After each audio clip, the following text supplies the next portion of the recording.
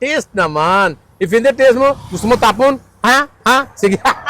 Dito sa isang tahimik na lugar sa Gentry, akalain mong may isang food tripan na madalas dinadaan-daanan lang at hindi pinapansin ng karamihan. Sir, bakit dito niyo po naisipan magtinda sa highway? Parang dinadaan-daanan lang po kayo dito, wala pong nababa. Yeah, because one day I believe, so I have to hard work, di ba, many my customer.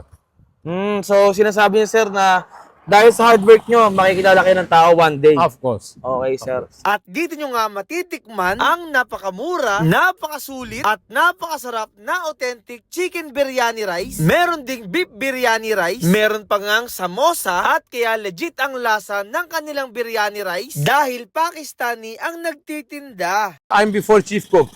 Chief cook? Yeah. How long do you, how long you a chief cook? Yeah, 2 year I'm German chief cook.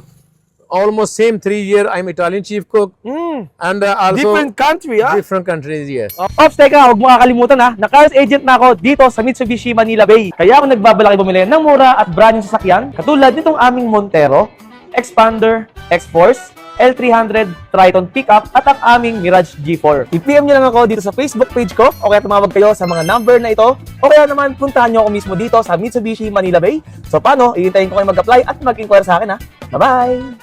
Hey, my friend! Yes, welcome. Magandang araw, my friend! Yeah, magandang umaga. Umaga. Hapon na po, hapon. Basta in business, di ba, umaga lagi swerte. Umaga, lagi swerte. Okay. Ikaw, swerte. Ano ba tinda mo dito, sir? Ito po, chicken biryani and beef biryani and Pakistani dito type, di ba, samosa. Like, Samosa! Wow! Yeah. Delicious, super delicious. Yeah, this one only. This is authentic, sir. Yeah, Authentic 100% biryani. guarantee, authentic. 100% There's no guarantee. any flavor. Okay. Yeah. So, bakit yun naisipan? Magtatagalog na ako, sir, Opo, Opo, Tagalog po ba kayo? marunong. Marunong pala. Nahirapan ako sa'yo, sir, Ano, magkano po yung mga ganito, sir? Kasi ganito, di ba, dito, syempre, 150. 150. Chicken. Chicken And, biryani. beef po, 180. 180 yan. But if you go punta may restaurant, doon different price kasi. Oh, may resto ka na? Yes, may have restaurant. Oh, saan po yun? Magbubukas pa lang? Yes, malapit sa simbahan, di ba, front RCBC Malabon. Okay, doon. Yes. Tanong ko lang, sir, bakit po ba naisipan yung magtinda dito ng biryani rice sa kahabaan ng lugar na to? Basta punta comedy kasi syempre gutom na ako lagi, isip ako, anong kain ako masarap.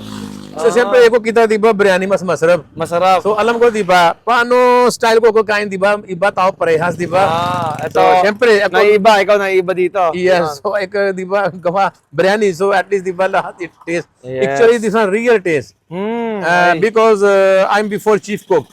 Chief cook? Yeah. How long do you, how long you a chief cook? Yeah, 2 year I'm German chief cook.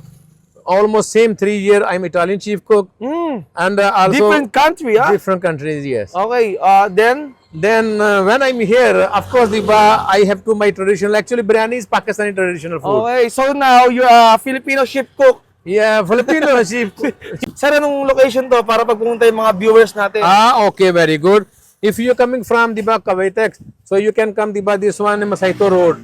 So if you Masaito go, Road, yeah, if you sa going Antel, direct, no? yeah, going to there have Antel. Yan. And after Antel, Bacau Dos, Barangay. Okay. Sa kahabaan lang siya, guys, ng Antel Grand Village. Yan, makikita niyo si Sir. Sir, anong pangalan mo, Sir? Babar, famous name Babar. Actually, ito. yeah. Yan. Ko na yung ano ko.